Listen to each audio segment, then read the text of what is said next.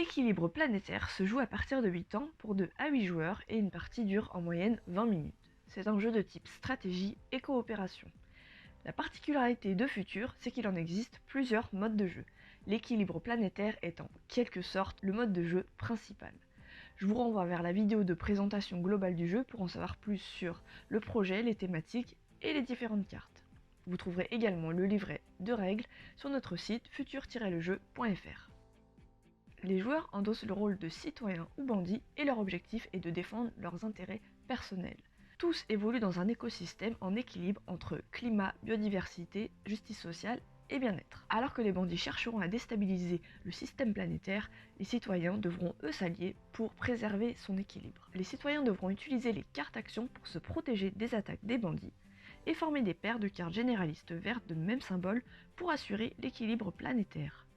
Le symbole est situé au coin des cartes. Les bandits pourront utiliser les cartes vigilance et problématique ainsi que des paires de cartes rouge et ou orange, toujours de même symbole, pour attaquer les citoyens. Pour commencer, vous prendrez les 8 cartes citations qui permettront de définir les rôles de chacun. A noter, la couleur attribuée aux cartes est en lien avec la citation et non la personnalité représentée. Vous en prendrez le nombre nécessaire en fonction du nombre de joueurs qui est indiqué par ce tableau dans le livret. Vous les mélangez et ensuite vous les distribuez. Lorsque vous recevez votre carte, vous la placez devant vous et comme ça, tout le monde pourra identifier votre rôle. Après cela, vous formerez les 4 piliers constitués chacun de 4 cartes d'un même sujet. Ils se composent de ces 4 cartes généralistes qui représentent respectivement les piliers du climat, de la biodiversité, de la justice sociale et du bien-être. Chaque pilier est rangé dans l'ordre suivant.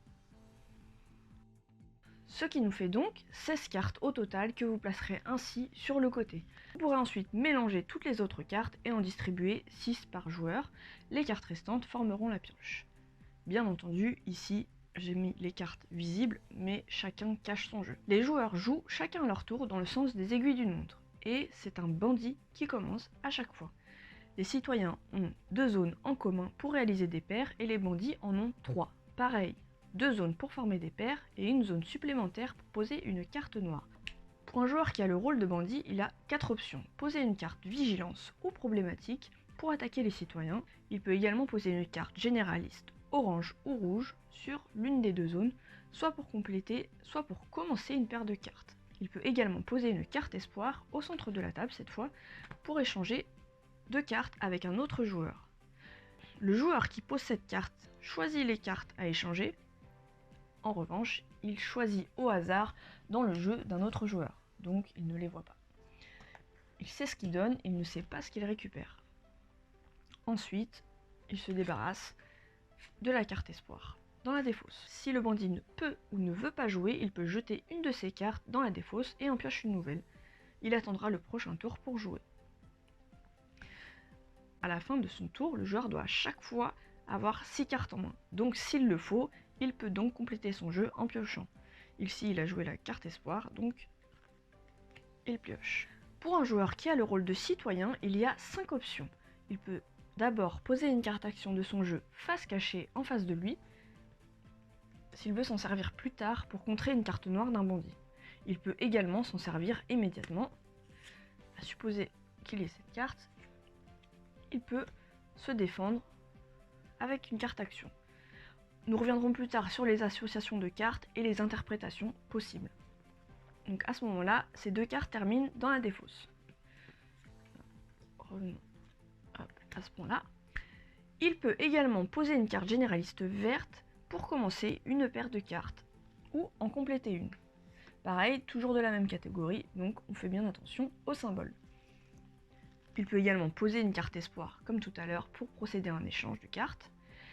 S'il possède plusieurs cartes noires, que ce soit vigilance ou problématique, le citoyen peut les montrer aux autres joueurs et s'en défausser, ce qui lui permet d'en piocher autant dans la pioche.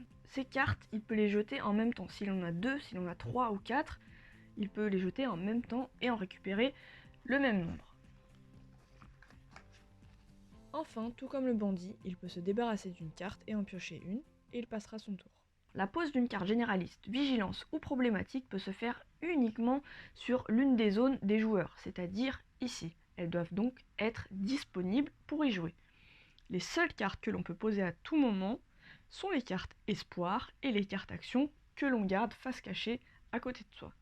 Si on reprend le cas où une carte noire est posée par le bandit, une fois celle-ci posée, les citoyens auront un tour pour la contrer avec une carte action. Autrement dit, jusqu'à ce que ce soit de nouveaux bandits à l'origine de cette carte de jouer. Donc, par exemple, le bandit a posé la carte problématique finance noire contre le vivant, les citoyens peuvent poser la carte action banque éthique qui annulera l'attaque des bandits. Si l'attaque n'est pas annulée, donc contrée, les bandits choisissent l'un des piliers de l'équilibre planétaire, donc ici, en lien avec leur carte posée, et ils le feront passer au niveau inférieur. Si on reprend notre exemple, la carte problématique finance noire contre le vivant n'a pas été résolue, le bandit qui a posé la carte peut donc descendre d'un niveau la biodiversité. La carte supérieure est alors placée en dessous de la pile. Donc une fois que ça a été joué, on s'en débarrasse et bien sûr, le joueur n'oublie pas de récupérer une carte. Aussi, suite à la création d'une paire de cartes par les bandits, ils feront descendre d'un niveau la catégorie correspondant à cette paire. Donc par exemple, si on prend ces deux cartes rouges avec le même symbole du soleil, donc la catégorie climat, c'est ce pilier qui sera affecté. Donc ça fera ceci. Bon, là bien sûr, le bandit ne peut pas jouer ces deux cartes en même temps, mais c'est à supposer, après plusieurs tours, il y a une paire de cartes qui s'est formée. Donc ça ferait comme ceci, et il aurait 6 cartes. De la même manière, suite à la création d'une paire de cartes vertes par les citoyens, ils feront remonter d'un niveau la catégorie correspondant à cette paire. Donc, par exemple, si ils arrivent à constituer cette paire avec le symbole du soleil, donc la catégorie climat, cela ferait remonter le pilier. A noter, si les citoyens forment une paire de cartes vertes, mais que le niveau de la catégorie correspondante est déjà au plus haut, donc imaginons que ce soit déjà au vert foncé, il n'y aura aucun impact. La paire sera simplement placée dans la défausse et la zone sera libérée. Sachez que vous êtes libre d'interpréter chaque carte et de créer des associations entre elles, que ce soit une carte action pour répondre à une carte noire ou de définir quel pilier est impacté par telle carte noire. Le rôle de Futur est d'être source d'échange et donc de partager vos connaissances et vos réflexions. C'est à l'ensemble des joueurs de valider ou non telle ou telle association de cartes, en toute bienveillance bien sûr. Les bandits gagnent la partie s'ils réussissent à mettre un pilier dans le rouge ou alors 2 piliers dans le orange avant la fin de la pioche. Dans tous les autres cas, les citoyens remportent la partie. Le but des joueurs sera donc d'adopter la bonne stratégie pour faire monter ou descendre le niveau des 4 piliers. J'espère que cette présentation de l'équilibre planétaire vous aura plu. N'hésitez pas à visiter notre site pour découvrir d'autres modes de jeu et en savoir plus sur Futur.